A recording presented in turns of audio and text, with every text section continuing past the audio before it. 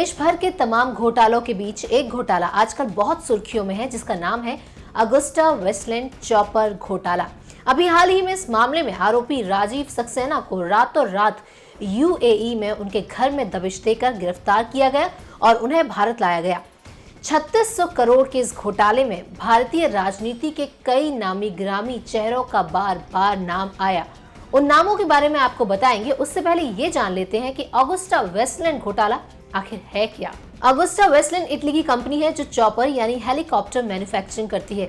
इस डील की शुरुआत अटल बिहारी वाजपेयी के प्रधानमंत्रित्व काल में हुई थी, जिसके बाद मनमोहन सरकार में ये आगे बढ़ी और इस पर विवाद हुआ। 2014 में मोदी सरकार आने से पहले यूपीए ने इस डील को रद्द कर दिया। अब अगुस्टा वेस्टलैंड का मामला कैसे शुरू हुआ और कैसे कैसे आगे बढ़ा, इस पर बात करते हैं। अगस्त 1999 अटल बिहारी वाजपेयी की सरकार के दौरान भारत और राज्य सरकारों के वीवीआईपी लोग भारतीय वायुसेना के Mi-8 हेलीकॉप्टर्स का इस्तेमाल करते थे।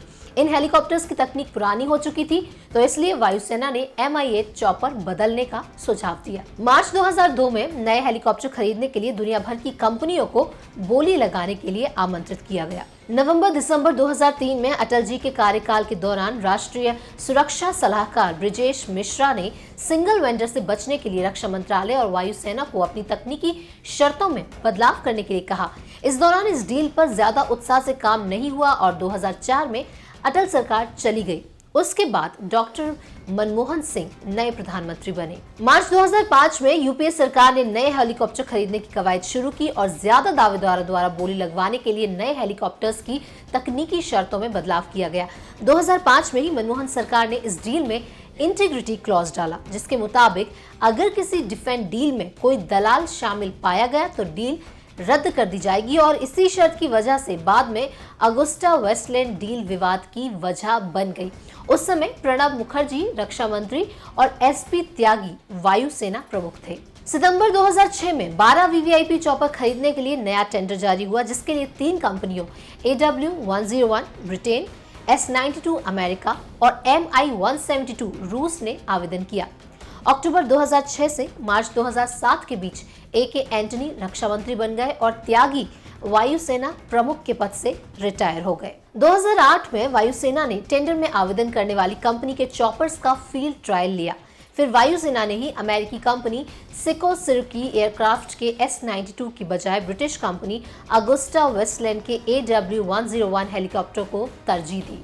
फरवरी 2010 में यूपीए सरकार के दौरान प्रणब मुखर्जी के वित्त मंत्री रहते कैबिनेट कमेटी 12 हेलीकॉप्टर खरीदने के प्रस्ताव को मंजूरी देती है। इसका कॉन्ट्रैक्ट तब 556 मिलियन यूरो यानी करीब 3,546 करोड़ रुपए में अगुस्टा वेस्टलैंड को दिया गया। अगुस्टा वेस्टलैंड का हेडक्वार्टर ब्रिटेन में है, जबकि इसकी पेरेंट कंपनी फिनमेकैनिका का हेडक्वार्टर इटली में है। तो ये तो थी डील होने की बात। अब आते हैं अगुस्टा वेस्टलैंड घोटाले पर।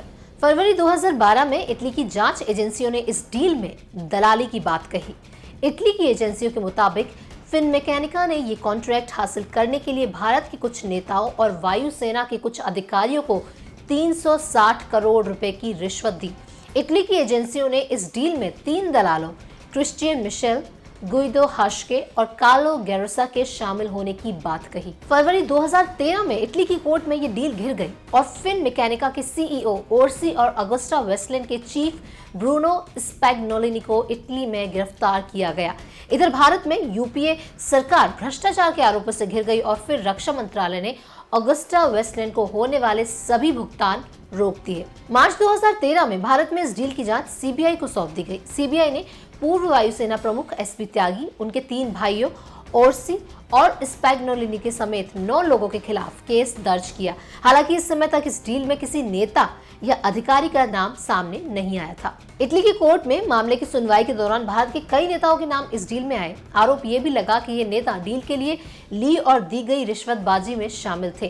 कोर्ट में जो डॉक्यूमेंट्स पेश किए गए उनमें से एक नाम सिग्नोरा गांधी भी है। सियासी गलियारों में माना गया कि ये नाम सोनिया गांधी के लिए इस्तेमाल किया गया है। सोनिया गांधी के अलावा इस डील में पूर्व प्रधानमंत्री डॉक्टर मनमोहन सिंह, अहमद पटेल, प्रणब मुखर्जी, वीरप्पा मोइली, KM नारायणन और ऑस्कर फर्नांडिस का भी नाम आया। जनवरी 2014 में लोकसभा चुनाव से कुछ वक्त पहले ही यूपीए सरकार ने अगुस्टा वेस्टलैंड के साथ ये डील रद्द कर दी। अप्रैल 2016 में इटली मिलान कोर्ट ने अगुस्टा वेस्टलैंड और फिन मैकेनिका के प्रमुखों को भ्रष्टाचार का दोषी माना। मिलान कोर्ट ने ओर्सी को 4.5 साल और स्पैग्नोलिनी को 4 साल की सजा सुना दी। इस मामले में पूर्व वायुसेना प्रमुख एसपी त्यागी को भी भ्रष्टाचार का दोषी पाया गया था। फिर जून 2016 में इस मामले की एक नई चार्जशीट दायर हुई, जिसमें ब्रिटिश नागरिक और कथित बिचौलिए क्रिश्चियन मिशेल जेम्स और उनके कुछ भारतीय सहयोगियों का नाम शामिल था, जो थे राजीव सक्सेना और दीपक तलवार। इसमें मिशेल पर आरोप था कि उसने अगुस्टा वेस्टलैंड से 225 करोड़ रुपए हासिल किए थे, जो असल में रिश्वत थी। फरवरी 2017 में मिशेल को यूएई में गिरफ्तार कर लिया गया। सितंबर 2017 में सीबीआई ने पूर्व वायुसेना प्रमुख एसपी त्यागी और 9 अन्य लोगों के खिलाफ 30,000 पन्नों की चार्जशीट दाखिल की। त्यागी को दिसंबर में ही अरेस्ट कर लिया गया था, लेकिन चार्जशीट दाखिल न होने की वजह से उन्हें जमानत मिल गई थी। सीबीआई ने पहली बार दावा किया कि त्यागी ने अन्य के साथ मिलकर अगुस्टा वेस्टलैंड को डील दिलवाने के लिए घूस ली थी। सीबीआई के मुताबिक त्यागी ने दलाल के जरिए कंपनी से घूस लेकर कॉन्ट्रैक्ट में बदलाव किया और इसी से ये डील अगुस्टा वेस्टलैंड को मिल पाई। सीबीआई ने बताया कि अगुस्टा डील के दौरान मिशेल 25 बार भारत आया था, लेकिन फिर जनवरी 2018 में इटली की कोर्ट ने एसपी त्यागी को घूस लेने के मामले में क्लीन चिट दे दी। सितंबर 2018 में दुबई की एक कोर्ट ने मिशेल को भारत ले जाने की इजाजत दे दी।